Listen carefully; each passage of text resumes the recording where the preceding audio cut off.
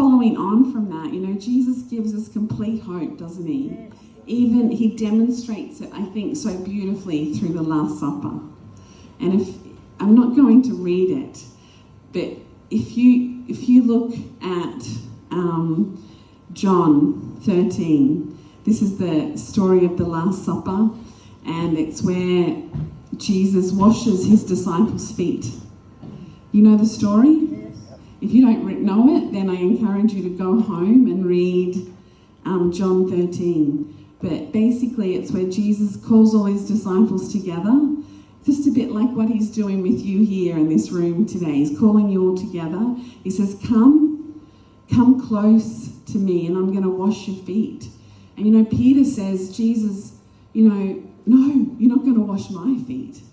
And then Jesus says, I get emotional, don't I? Glenn and Maureen know me well. And he says, no, you cannot be a part of me if you don't let me do this. Jesus calls us to humility, doesn't he?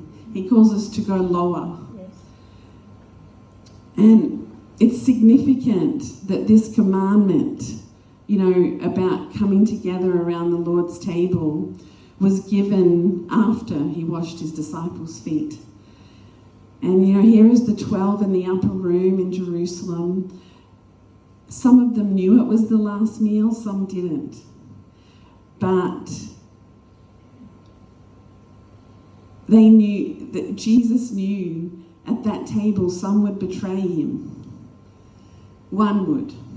And he knew that some would disown him. Peter would. Yeah?